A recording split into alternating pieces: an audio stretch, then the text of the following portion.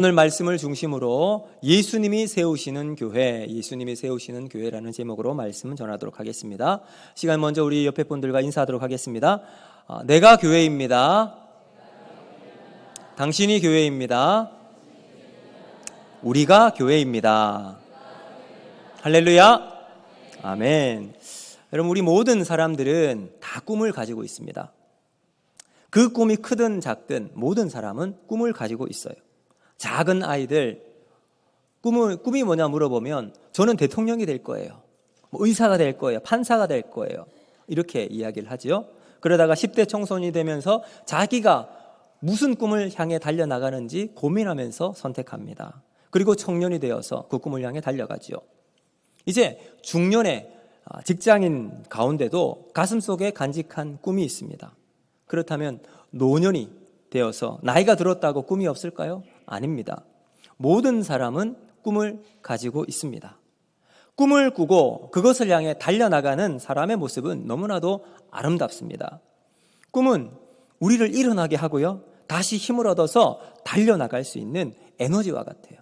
그래서 이 꿈이 우리를 충만히 가득 채워져 있으면 비록 세상을 살아가다 보면 내가 가지고 있는 꿈이 때로는 큰 장벽 속에 막혀 있는 것처럼 보이더라도 이 에너지로 탁 돌파할 수 있는 힘이 생기게 되는 거예요. 꿈을 꾸고 상상할 때 우리 가슴 깊은 곳에서 무언지 모르지만 기쁨이 솟아나는 것을 여러분 아마 경험을 해보셨을 겁니다. 그러므로 여러분이 꿈을 가지고 있다는 것은 얼마나 중요한 줄 모릅니다. 미국의 마틴 루터 킹 목사님, 여러분 아마 많이 들어보셨을 겁니다. 흑인 노예 해방 운동, 흑인의 자유와 인권을 위해서 평생을 싸워왔던 목사님, 이 목사님께서 I have a dream 이라는 연설을 했습니다. 이 연설로 수많은 사람들에게 희망을 선사했어요.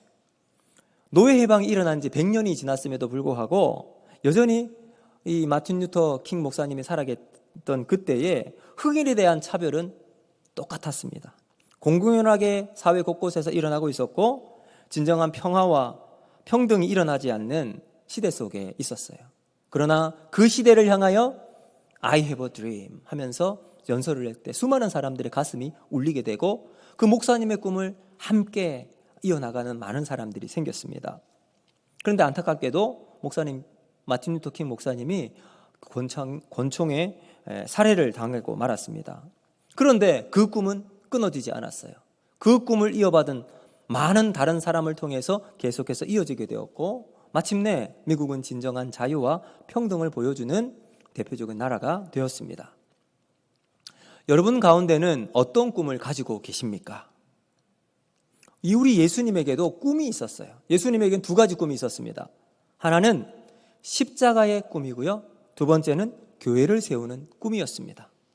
그러므로 우리가 복음을 이야기할 때 십자가와 교회는 항상 그 중심에 있습니다. 십자가가 뭘까요? 죽음이에요. 우리 예수님께서 십자가에 달려 돌아가셨습니다. 그런데 이 예수님의 십자가의 죽음은 모든 것이 끝나버리는 종말을 이야기하는 것이 아니죠. 온 인류를 구원하기 위한 하나님의 꿈이 예수님의 십자가 가운데 이루어지게 되었습니다. 그러므로 우리가 예수님을 믿는다는 것은 예수님이 지신 그 십자가를 내 안에 받아들이고 믿는 겁니다. 우리는 다 죄인이잖아요. 죄의 결과는 사망이에요. 죽을 수밖에 없습니다. 우리 인간이 지은 죄의 결과로 우리는 모두 죽을 수밖에 없습니다. 그러나 하나님은 예수님이 십자가를 지시는 이 죽으심으로 우리를 구원하기 위한 놀라운 하나님의 계획을 십자가를 통해서 이루시고 완성하신 줄로 믿습니다. 이와 같이 우리 예수님의 십자가를 지심으로 하나님의 꿈이 이루어졌습니다.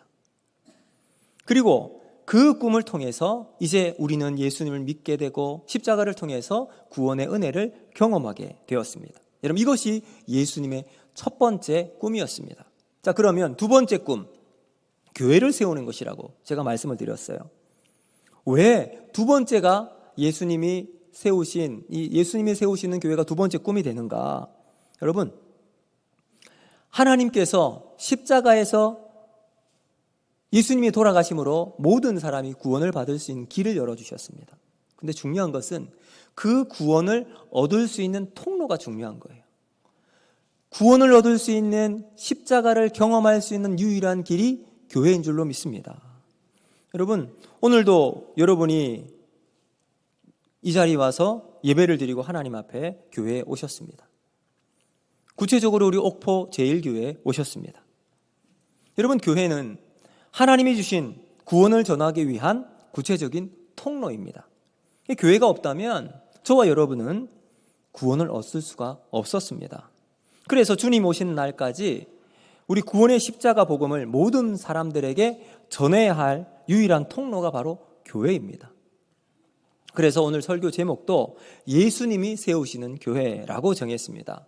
바로 예수님이 가지셨던 두 번째 꿈인 교회를 세우는 모습을 통해서 주님이 기뻐하시는 교회의 본질이 무엇인지 오늘 말씀을 통해서 살펴보면서 우리가 가져야 할, 우리가 소망해야 할 교회의 모습을 한번 살펴보도록 하겠습니다. 첫 번째, 우리 주님이 기뻐하시는 교회는 뭔가? 바로 예수님을 알아가는 교회라는 겁니다. 우리 13절 말씀 같이 한번 보겠습니다. 13절 시작. 예수께서 빌립보 가이사랴 지방에 이르러 제자들에게 물어 이르시되 사람들이 인자를 누구라 하느냐. 아멘. 자, 우리 예수님께서 제자들과 함께 여기 빌립보 가이사랴 지방으로 가셨습니다. 여기 이 빌립보 가이사랴는 이스라엘 저 북쪽 헐몬산이 있습니다. 헐몬산의 기슭에 위치한 도시입니다. 근데 이 도시의 이름을 한번 주목해 보셔야 돼요. 빌립보 가이사랴. 빌립보 가이사랴는 당시 그 지역을 다스리고 있었던 이 분봉왕 헤롯 빌립의 이름이 빌립입니다. 그래서 이 빌립이 자기가 다스리고 있는 나라에 자신의 이름을 따서 도시를 건설한 거예요. 근데 공교롭게도 자신의 이름과 더불어서 이 알렉산더 대왕의 이름이, 아버지의 이름이 빌립이에요.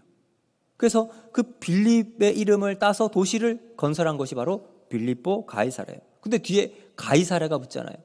가이사랴의 뜻은 카이사르입니다. 여러분 카이사르 들어보셨죠? 로마의 황제의 이름이 바로 카이사르예요. 당시에 로마 제국에는 수많은 가이사랴, 이 카이사르의 이름이 붙어있는 도시가 많이 있었습니다. 자, 황제의 이름이 붙어있는 도시, 그 도시는 다른 도시들보다 화려하고 웅장하고 사람들에게 매력 있는 무언가 큰 도시가 될 수밖에 없지요. 그리고 그 도시의 가장 높은 곳이나 중심지에는 항상 황제를 위한 신전이 위치해 있었습니다. 그러니까 이 황제의 도시 빌립보는 외형적으로는 엄청나게 웅장한 모습, 화려한 도시였어요. 그리고 그 중심에 황제를 위한 신전도 위치해 있던 도시였습니다. 이 도시에 예수님께서 제자들을 데리고 가셨습니다. 어제 우리 이남전도회가 무주로 가을 단풍 구경을 갔습니다. 그런데 우리 예수님께서 이 빌립보 가이사랴에 왜 가셨을까요? 좋은 곳 구경하기 위해 가셨을까요? 갈릴리는 너무나도 작은 도시, 촌이어서 사람이 태어나면 큰 물에서 놀아야 되기 때문에 서울로 가는 것처럼 빌립보 가이사랴에 가서 좀 발전되어 있는 문명을 보기 위해서 그 도시를 견학하기 위해 갔습니까? 아니지요. 크고 웅장한 그 도시의 모습과 비교될 정도로 예수님과 제자들의 행색은 어쩌면 초라하고 보기 민망할 정도의 아주 그런 모습이었을 것입니다. 그럼에도 불구하고 예수님이 이 도시를 방문한 분명한 이유가 있어요. 그것은 우리 예수님께서 이제 조금 있으면 십자가를 지어야 할 시간이 점점 다가옵니다. 예수님은 제자들을 데리고 이미 3년이 넘는 시간 동안 복음을 가르치셨고 복음에 합당한 삶을 살아가는 모습이 어떤지 이야기해 주었습니다. 제자 훈련을 3년 동안 시켰는데 그 제자 훈련의 마지막 단계에 마치 수련회와 같이 그 도시를 방문한 것입니다. 그리고는 예수님께서 제자들에게 물으십니다. 사람들이 나를 누구라 하느냐? 그러자 여러 제자들이 서로 묻습니다. 서로 대답합니다. 예수님, 어떤 사람은 예수님을 세례요한이라고 합니다. 더러는 엘리야라고도 하고 더러는 선지자 중에 한 사람이라고도 말을 합니다. 그래? 그러면 우리 15절 예수님께서 이렇게 물으십니다. 우리 같이 한번 읽어볼까요? 시작. 이르시되 너희는 나를 누구라 하느냐. 아멘. 여러분, 여기에 예수님의 정말 중요한 원리가 있습니다. 우리가 가지고 있는 믿음은요, 예수님을 누구로 보느냐, 여기에서 출발을 합니다. 예수님을 어떻게 알고 믿고 생각하느냐에 따라 우리의 믿음이 결정된다는 거죠. 여러분, 예수님이 누구실까요? 예수님 어떤 분이십니까? 이것을 정확하게 알 때 우리의 신앙의 출발이 이어지게 됩니다. 성 프란시스가 산에 기도하러 올라갔는데 시간이 됐는데도 내려오지 않는 거예요. 제자들이 걱정이 되어서 어떻게 내려오지 않나 해서 찾아서 올라가 보았습니다. 그랬더니 이 프란시스가 두 손을 마주 잡고 간절하게 이렇게 기도하는 거예요. 주님, 당신은 누구십니까? 그리고 나는 누구입니까? 이것을 반복해서 계속 기도했더랍니다. 그럼 성 프란시스가 예수님 몰랐을까요? 자신을 몰랐을까요? 아니에요. 본질적인 질문을 하고 있는 거예요. 예수님, 당신은 누구십니까? 믿지 않는 사람들도요, 교회를 다니지 않는 사람도 예수님 다 알잖아요. 모르는 사람이 거의 없습니다. 그래서 여러분, 우리가 알고 있는 이 예수님, 도대체 나와 예수님이 어떤 관계가 있는가? 이 관계가 필요하다는 거죠. 역사적으로 교회가 점점 무너지는 시대를 살아갑니다. 그 수많은 사람들이 회심하고 믿음과 은혜가 넘쳤던 유럽의 교회를 한번 보세요.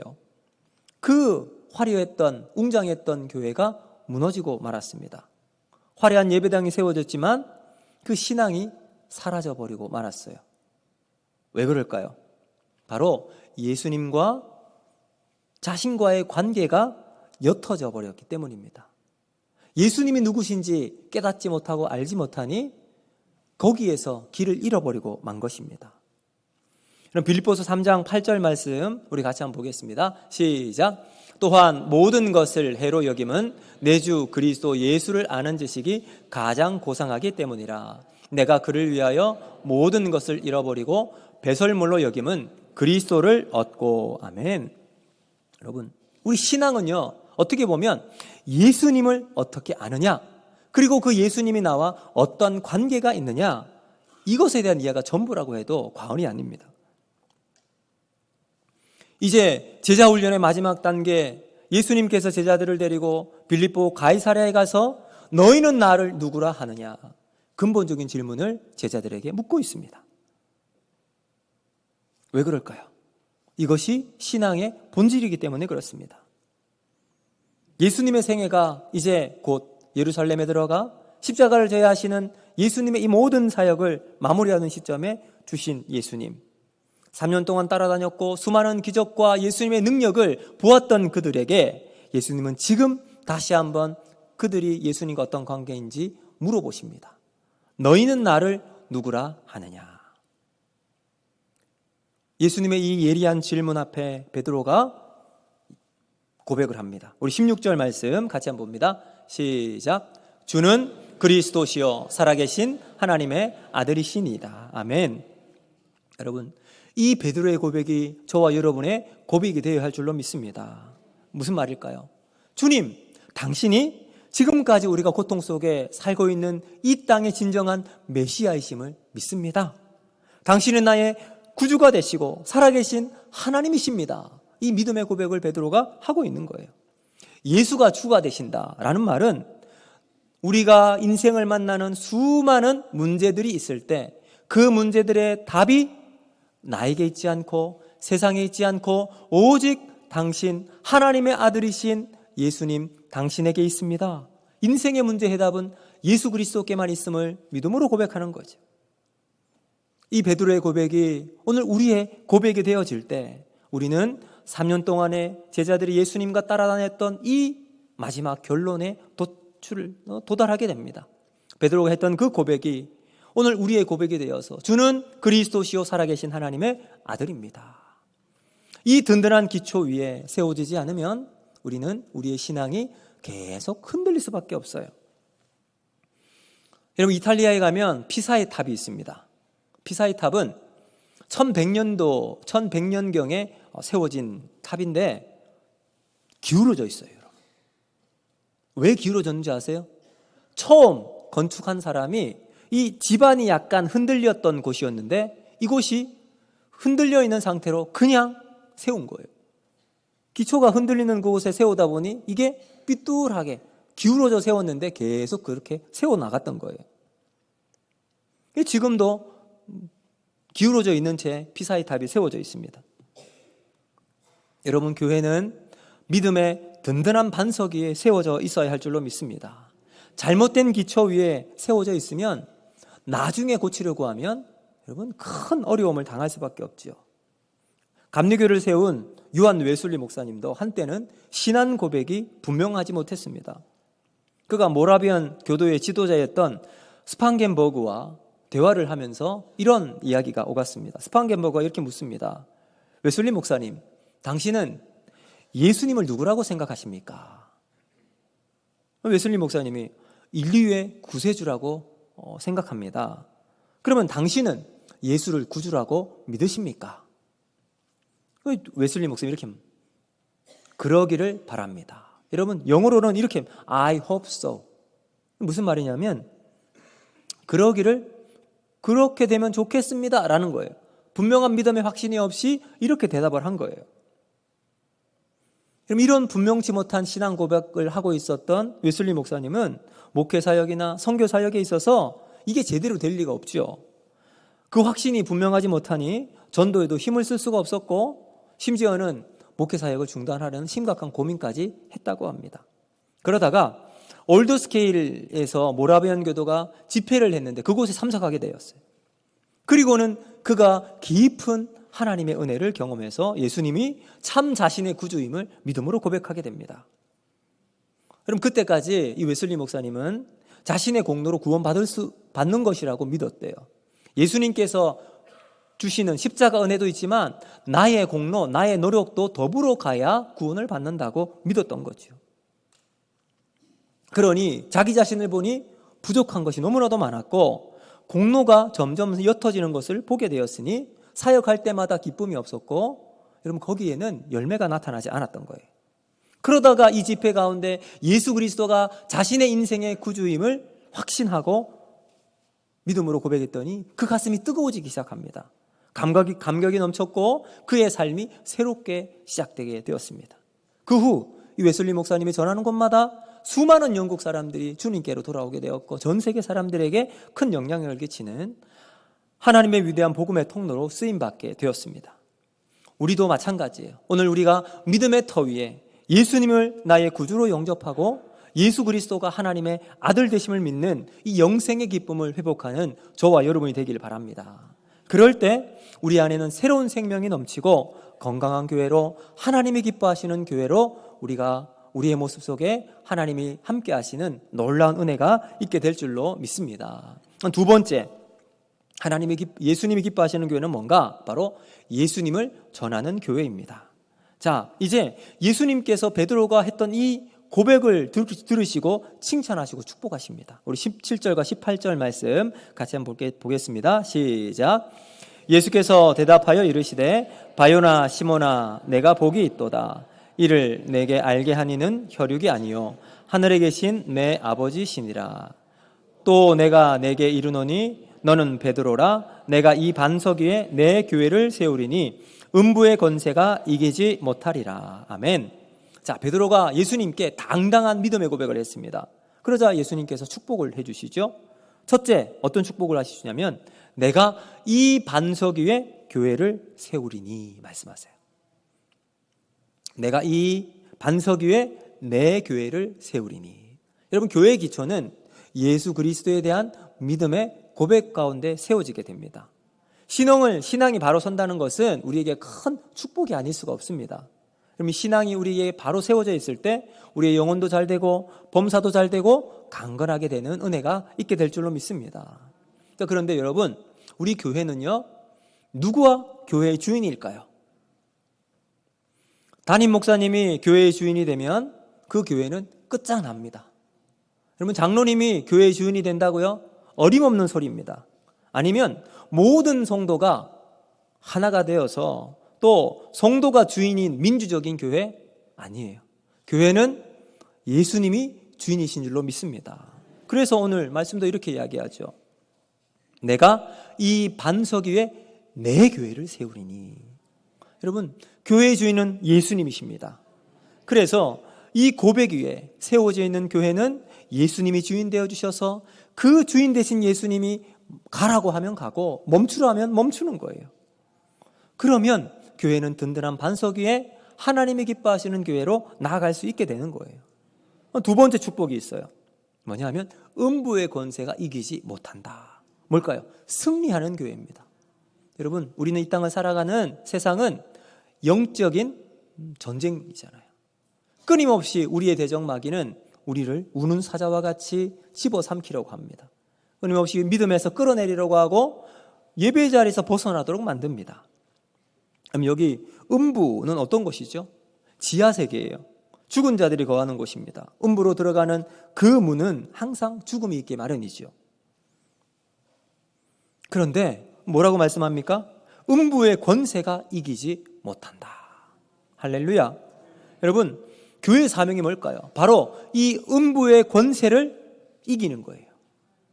그런데 우리 힘으로 이길 수 있습니까? 아니, 우리는 이길 수가 없어요. 우리가 어떻게 이길 수 있을까요? 예수님의 힘으로, 예수님이 주신 능력으로 우리는 이 사명을 감당해 나갈 수 있게 될 줄로 믿습니다. 여러분, 그래서 에베소서 6장 12절 말씀에 이렇게 말씀합니다. 같이 한번 봅니다. 시작. 우리의 싸움은 혈과 육에 대한 것이 아니요 정사와 권세와 이 어두움의 세상 주관자들과 하늘에 있는 악한 영들에 대함이라. 아멘. 뭐라고 말씀하세요? 우리의 싸움은 혈과 육, 우리가 하는 게 아니라죠. 누가 합니까? 하나님께서 우리에게 주시는 믿음으로 이 모든 것들을 감당해 나가게 될 줄로 믿습니다. 이 전쟁의 최고의 무기는 복음입니다. 예수 그리스도의 복음을 가지고 세상으로 나아갈 때 이 복음의 역사가 나타나게 되고 사단의 나라는 무너지게 될 줄로 믿습니다. 여러분, 그래서 예수님께서 베드로에게 이렇게 약속하십니다. 19절 말씀 같이 봅니다. 19절 시작. 내가 천국의 열쇠를 내게 주리니 내가 땅에서 무엇이든지 매면 하늘에서도 매일 것이요 내가 땅에서 무엇이든지 풀면 하늘에서도 풀리리라 하시고. 아멘. 여러분, 여기 천국 열쇠라고 했잖아요. 여러분, 열쇠는요 꼭 맞아야, 정확해야 합니다. 그렇죠? 우리 교회도 이제 사무실을 들어가기 위해서는 열쇠를 해서 열고 들어가야 합니다. 그런데 저희도 열쇠가 여러 가지가 있거든요. 그 열쇠 중에 아무거나 거기에 꽂아서 돌린다고 열리지가 않아요. 그 문에 맞는 열쇠를 넣어야 여러분 열리는 거예요. 마찬가지죠. 예수님께서 지금 베드로에게 천국의 열쇠를 내게 주리니, 이 천국의 열쇠가 뭘까요? 성령님입니다. 성령이 오늘 우리 가운데 함께하여 주시면 그 성령의 은혜로 천국을 갈 수 있는 문이 열리게 되는 거죠. 그래서 성령이 우리 안에 계실 때 그 성령을 통해서 우리를 통해 하나님의 위대한 역사가 일어나게 되는 거예요. 여러분, 그래서 이 악한 권세가 다스리고 있는 세상 속에 우리가 복음의 무기, 십자가 가지고 주님 주신 성령의 은혜로 담대하게 나갈 수 있게 됩니다. 그러면요, 에베소서 6장 13절에 이 은혜를 주십니다. 같이 한번 읽습니다. 시작. 이 악한 날에 너희가 능히 대적하고 모든 일을 행한 후에 서기 위함이라. 아멘. 여러분, 여기 보시면 이 악한 날에 너희가 능히 대적할 수 있대요. 대적할 힘은 내가 가진 것이 아니라 우리 주님께서 주신 열쇠, 성령의 은혜로 우리가 이 모든 것들을 능히 대적해서, 대적하면 승리를 주시는 하나님의 은혜로 우리가 이 세상을 감당해 나갈 수 있게 되는 거죠. 오늘 우리가 이 말씀을 기억하면서 다시 우리가 세상으로 나아가야 합니다. 천국에 아직 소식을 듣지 못하는 많은 영혼들에게 예수님의 복음을 증거하고, 복음이 선포되는 그곳에 하나님의 나라가 확장되어 나가고 하나님의 은혜가 나타나는 놀라운 일에 쓰임받는 저와 여러분이 되기를 주님의 이름으로 축복합니다. 여러분, 복음이 선포되는 그곳에 어둠의 역사는 물러가게 될 줄로 믿습니다. 죽었던 영혼들이 돌아오고 귀신에 묶였던 자들이 주님의 은혜로 다시 회복되는 역사가 일어나게 될 줄로 믿습니다. 여러분, 하나님께서 우리에게 주신 성령의 열쇠, 천국의 열쇠를 가지고 오늘도 세상에 담대하게 복음을 전하는 저와 여러분이 되기를 주님의 이름으로 축복합니다. 이제 말씀의 결론을 맺겠습니다. 백범 김구 선생님이 이런 말씀을 하셨습니다. 경찰서 100개 짓지 말고 교회 하나를 세우라. 왜 이렇게 말씀하셨을까요? 당시 시대에 교회의 위상과 역할이 그만큼 중요했기 때문입니다. 오늘날 우리 교회의 모습을 돌아보면 과연 우리가 얼마만큼 신앙의 본질을 회복하고 있습니까? 우리가 이 신앙의 본질을 회복하기 위해서는 예수님을 많이 알아가야 하는 교회가 되어야 할 줄로 믿습니다. 예수님의 베드로의 고백처럼 주는 그리스도시요 살아계신 하나님의 아들이십니다. 이 진정한 믿음의 터 위에 우리의 교회를 세워나갈 수 있어야 할 줄로 믿습니다. 더불어서 우리가 예수님을 전하는 교회, 복음의 은혜를 가지고 내 힘으로 하는 거 아니라고 했잖아요. 성령의 능력을 가지고 복음을 전할 때 어둠의 권세는 떠나가고 하나님의 나라가 확장되는데 우리 교회가 쓰임받고 저와 여러분이 쓰임받는 아름다운 교회, 하나님의 기뻐하시는 교회로 나아가는 우리 모두가 되기를 주님의 이름으로 축복합니다. 여러분 이 말씀 기억하면서